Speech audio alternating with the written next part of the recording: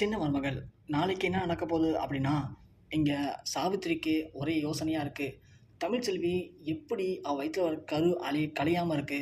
நாம குடுத்த மருந்துக்கு கண்டிப்பா கரு கலைஞ்சிருக்கணுமே! அப்படின்னு சொல்லி இங்க சாவித்திரி அவங்க குடுத்த மருத்துவச்சிய பார்க்க போறாங்க. அங்க போயிட்டு இது மாரி கேட்குறாங்க. "ஏன் மருத்துவச்சி, நான் வந்து உன்ட்ட ஒரு கர்ப்பத்த கலைக்கிறதுக்கு மருந்து வாங்கிட்டு போனேன்ல, அந்த மருந்த குடிச்சா கண்டிப்பா கர்ப்பம் கலையுமா, கலையாதா?" அப்படின்னு கேட்க, அந்த மருத்துவச்சி, "என்னம்மா சொல்றீங்க? நான் குடுத்த மருந்த குடிச்சீங்க அப்படின்னா, வயித்துல ஒரு புழு பூச்சும் தங்காது. வயிறே ஃபுல்லா கிளீன் ஆயிடும். அது கர்வமா இருந்தாலும் கலைஞ்சிரும். அப்படி இருக்கும்போது ஏம்மா உங்களுக்கு இந்த சந்தேகம்?" அப்படின்னு கேட்குறாங்க. "இல்ல, நீ குடுத்த மருந்த குடிச்சான். ஆனா குடிச்சுமே இன்னமும் கர்ப்பமா இருக்க மாரி சொல்றாங்க. அதான் கேட்குறேன்." அப்படிங்கும்போது, "இல்லம்மா, அதுக்கு வாய்ப்பே கிடையாது. நான் குடுத்த மருந்த குடிச்சிருந்தாங்கன்னா, கண்டிப்பா அவங்க வயித்துல ஒண்ணுமே இருக்காது. அவங்க உங்கள்ட்ட பொய் சொல்லணும்." அப்படின்ற மாரி சொல்றாங்க. இத கேட்ட சாவித்திரிக்கு சந்தேகம் அதிகமாகுது. இங்க சாவித்திரியும் தாமரையும் யோசிக்கிறாங்க. "என்னம்மா மருத்துவச்சி இப்படி சொல்றா, ஆனா அந்த தமிழ்ச்செல்வி கர்ப்பமா இருக்கறதா மோகனா சொல்றாங்க. இதுல எதும்மா உண்மை?" அப்படின்னு கேட்க, "அதுதாண்டி எனக்கும் புரியல. சரி தாமரை, நான் ஒரு வழி பண்றேன் இதுக்கு." அப்படின்னு சொல்லிட்டு சாவித்திரி வராங்க.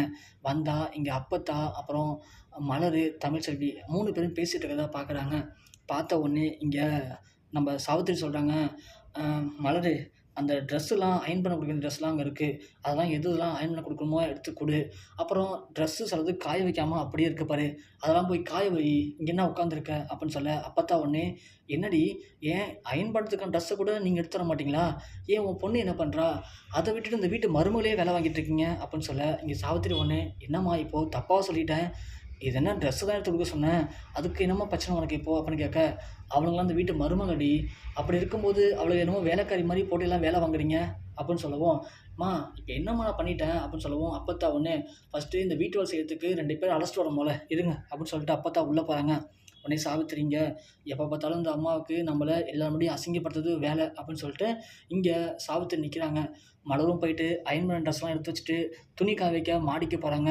இங்க நிக்கிற தமிழ்ட்ட சாவித்திரி, "ஏய் தமிழு, நீ போயிட்டு சாமி ரூம்ல அ தாம்பாள தட்டு இருக்கும். அத போய் எடுத்துட்டு வா போ, விபூதி தட்ட." அப்படின்னு சொல்லவும், தமிழு ஒரு நிமிஷம் அப்படியே அதிர்ச்சி அடையிறாங்க.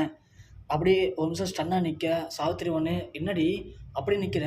போய் விபூதி தட்டு எடுத்துட்டு வா போ." அப்படின்னு சொல்ல, "இல்லம்மா, எதுக்கும்மா அது?" அப்படின்னு கேட்குறாங்க. "ஓ! மகாராணி கிட்ட ஏன், எதுக்குன்னு எல்லாத்தையும் சொன்னா செய்வீங்களா? இல்லன்னா செய்ய மாட்டீங்களா?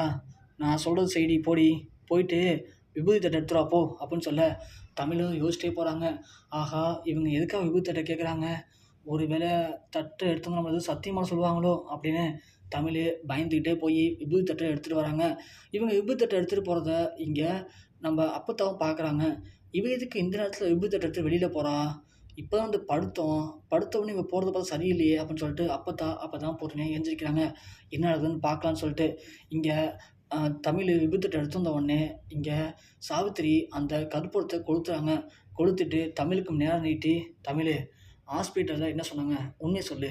நீ கர்வமா தான் இருக்கியா? எனக்கு என்னமோ உன் மேல சந்தேகமா இருக்கு. நீ கர்வமா இருக்கியா? இல்லையா? இத சத்தியம் பண்ணி சொல்லு." அப்படின்னு சொல்ல, தமிழுக்கு இங்க தூக்கி வாரி போடுது. ஆஹா! என்னடா இது, நமக்கு வந்து சோதனை இது அப்படின்னு சொல்லிட்டு. இங்க சாவித்திரி, "என்ன தமிழ் பார்த்துட்டே இருக்க? சத்தியம் பண்ணு. என்ன நிக்கிற? பண்ணு. நீ கர்வமா இருக்கியா? இல்லையா? நீ கர்வமா இருக்கன்னா சத்தியம் பண்ணு." அப்படின்னு சொல்ல, இங்க தமிழுக்கு என்ன பண்ணன்னு தெரியல. திரு திருன்னு முழிக்கிறாங்க. "அம்மா, இல்லம்மா. அது வந்து ஒண்ணு உண்மைய சொல்லு. இல்ல சத்தியம் பண்ணு. சொல்லுடி, சொல்லுடின்னு" இங்க சாவித்திரி மிரட்ட, தமிழ் வந்து, "இல்லம்மா, அது வந்துன்னு" சொல்லும்போது, மலரு மேல துணி காய வைக்கும்போது பார்த்துர்றாங்க. ஆஹா! தமிழ் உண்மைய சொல்லிட்டா, கண்டிப்பா தமிழுடைய நிலைமை கேள்விக்குறியாயிடும்.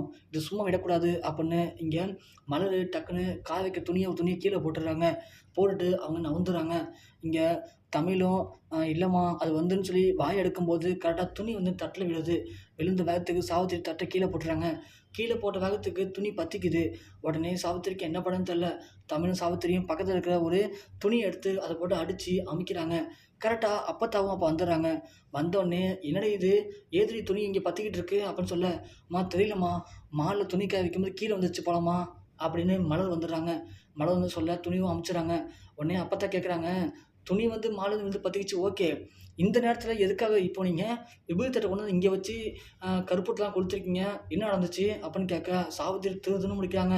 "தமிழு, உண்மைய சொல்லு தமிழு நீனு." அப்படின்னு எங்க அப்பத்தா கேட்க, தமிழும் வேற வழி இல்லாம எல்லா உண்மையும் சொல்றாங்க. சொன்ன உடனே எங்க அப்பத்தா செம்ம டென்ஷன் ஆகுறாங்க. ஏன்டி அறிவு கெட்டவளே! அவ கர்வமா இருக்கிறதுல உனக்கு ஏன்டி அப்படி சந்தேகம்? ஏன் இந்த வீட்ல எல்லாரும் ஏன் நிம்மதியா இருக்காங்க? எல்லாரும் கஷ்டப்பட்டு சாகணுமா? இது மட்டும் உன் அண்ணனுக்கு தெரிஞ்சுன்னு வச்சுக்கயேன், உன்ன இந்த வீட்லயே விட மாட்டான். இங்க பாரு, வந்தோமா, வீட்ல இருந்தோமா, ஒழுங்கா போனோமான்னு இருக்கணும். அத விட்டுட்டு இப்படி தேவையில்லாத பிரச்சனைய கிளப்பறதுக்கு வழி பார்த்த, உன்ன சும்மா விட மாட்டேன் அப்படின்னு சாவித்திரிய பலார்ன்னு அரையறாங்க அப்பத்தா. அரைஞ்ச உடனே இங்க சாவித்திரிக்கு என்ன பண்றதுன்னு தெரியல. அட ச்சே! அப்படின்னு சாவித்திரி அங்கேருந்து ரொம்ப டென்ஷனா கிளம்பிறாங்க. தமிழ் நெனைக்கிறாங்க, "அக்கா ரொம்ப நன்றிக்கா" அப்படின்னு சொல்ல, "மலரு அப்போலாம் உன்ன விட்டுற மாட்டோம் மலரு. தமிழு கண்டிப்பா நீ இங்க தான் இருக்க போற. நீ நெனச்ச மாரி சேது கூட சேர்ந்து ஒண்ணா வாழப் போற. குழந்தலாம் பெத்துக்க தான் போற. அதுவரைக்கும் கொஞ்சம் நீ உண்மைய உளராம கொஞ்சம் கேர்ஃபுல்லா இரு தமிழு" அப்படின்னு மலரு தமிழுக்கு ஆறுதல் சொல்றாங்க.